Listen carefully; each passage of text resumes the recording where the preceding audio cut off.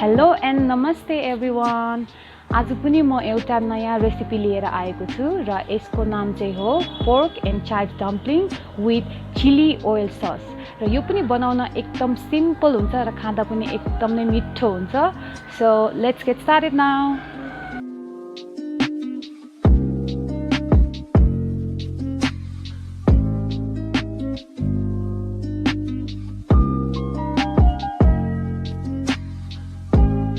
सुरुमा चाहिँ मैले आधी किलो पोर्क मिन्स लिएको छु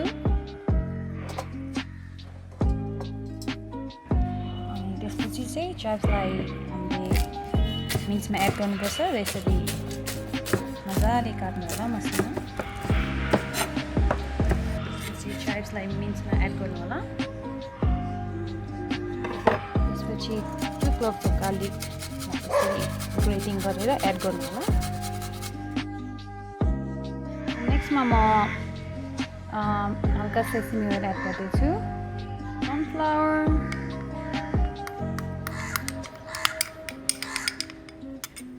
एउटा अन्डा,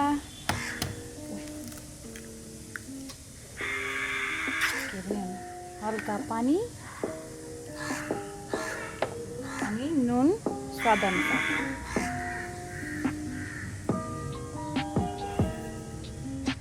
त्यसपछि हामीले यसलाई मजाले मिक्स गर्नुपर्छ।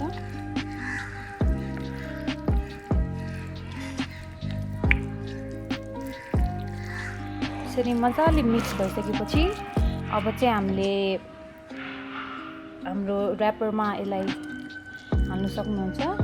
मैले चाहिँ आज रेडीमेड ऱ्यापर लिएको छु। तपाईहरूले चाहिँ आफैले घरमा जसरी हामीले मोमो बनाउँछ त्यसरी बनाउन सक्नुहुन्छ। सो यसको लागि चाहिँ हामीले एजमा पानी दल्नुपर्छ यसरी। अनि त्यसपछि यसलाई मजाले हामीले टास्नुपर्छ। तपाईहरूले जुन पनि सेपमा बनाउन सक्नुहुन्छ, तपाईहरूलाई जस्तो सेप बनाउन आउँछ त्यस्तै। मैले चाहिँ यस्तो सेपमा बनाएको छु। मजाले यसलाई टास्नुपर्छ यसरी।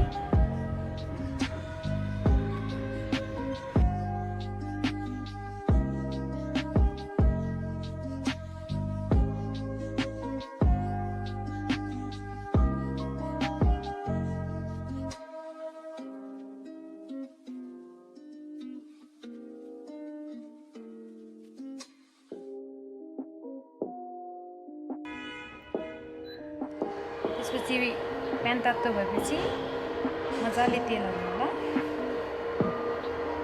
र अब चाहिँ हाम्रो चिली सस रेडी गर्न गइरहेको छु र तेल मजाले तातिसकेको छ। अनि तेल मजाले तातिसकेपछि हामीले यसमा फर्स्टमा हाम्रो गार्लिक एड गर्छौँ।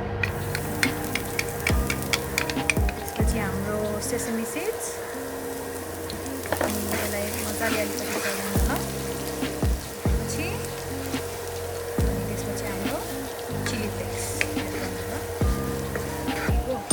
अब चाहिँ हामीले एउटा बाउलमा 2 टेबलस्पुन सोय सस हाल्नुहोस्,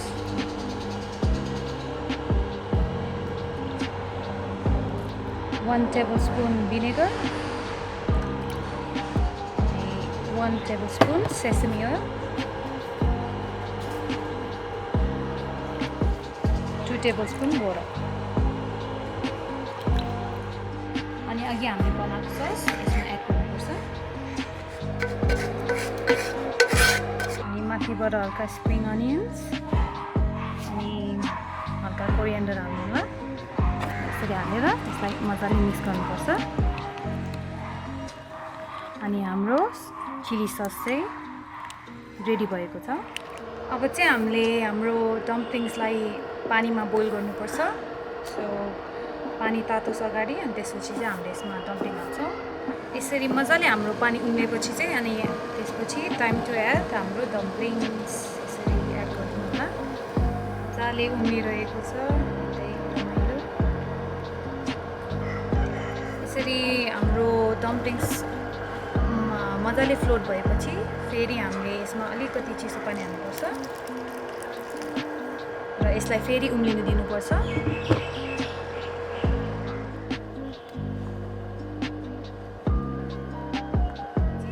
सेकेन्ड टाइम फेरि हल्का चिसो पानी हालेर फेरि उम्लिन दिनुपर्छ। यसरी चाहिँ हाम्रो डम्पलिङ इभनली पाक्छ। सो यसरी मजाले उम्लिसकेपछि चाहिँ हाम्रो डम्पलिङ रेडी भएको छ र यसलाई मजाले ड्रेन गरेर प्लेटमा हालिदिन्छ तपाईहरुले। अनि त्यसपछि हामीले अघि बनाएको सस माथिबाट हाल्नुपर्छ। तपाईहरुले साइडबाट खानु पनि सक्नुहुन्छ, साइडमा राखेर। मैले चाहिँ यता माथि टपिङ गरेर गरेको छु।